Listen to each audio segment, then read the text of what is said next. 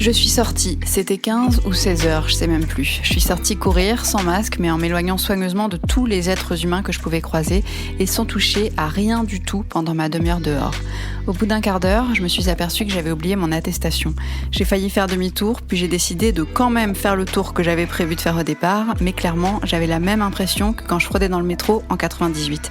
Donc, je suis sortie dans les rues de ma ville, dans les rues de cette ville que j'ai arpentée des milliers de fois. Chaque bar, chaque resto, chaque boutique s'animait dans mes souvenirs comme s'ils avaient été ouverts. Même le cabinet dentaire m'a fait de la peine.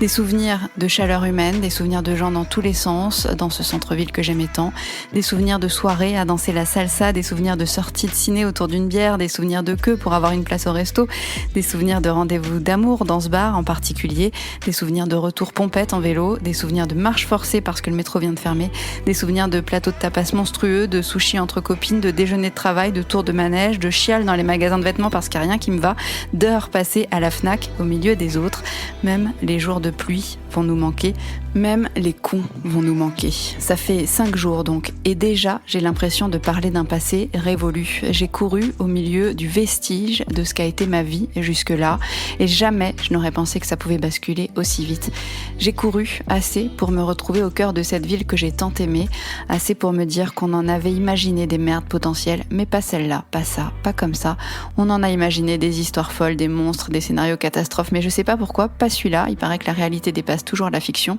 alors bienvenue.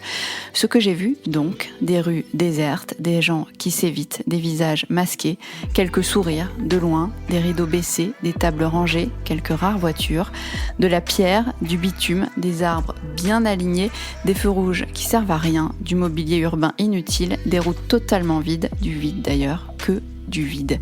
Et je n'ai pas pu m'empêcher de penser à ce putain de temps qui nous nargue, à ce soleil qui s'en donne à cœur joie, à ce printemps 2020 qui commence sans nous. Ce que je n'ai pas vu, je n'ai pas vu de jolies robes, celles qu'on sort avec délectation, une pointe de fierté et une grande sensation de liberté au premier rayon de soleil en cette période habituellement. Je n'ai pas vu de couple d'ados amoureux sur les bancs publics, je n'ai pas vu de groupe de mamans poussettes marmailles surexcitées, je n'ai pas vu de costard cravate casque dans une main, ordi dans l'autre, je n'ai pas vu de groupe d'étudiants sirotant des verres à toutes les terrasses, ni de working girl au téléphone portable scotché à l'oreille, je n'ai pas vu de manif, même pas de bombes lacrymo, aucun gilet jaune, je n'ai pas vu de légèreté, ni de joie, ni de vie, je n'ai pas vu d'insouciance,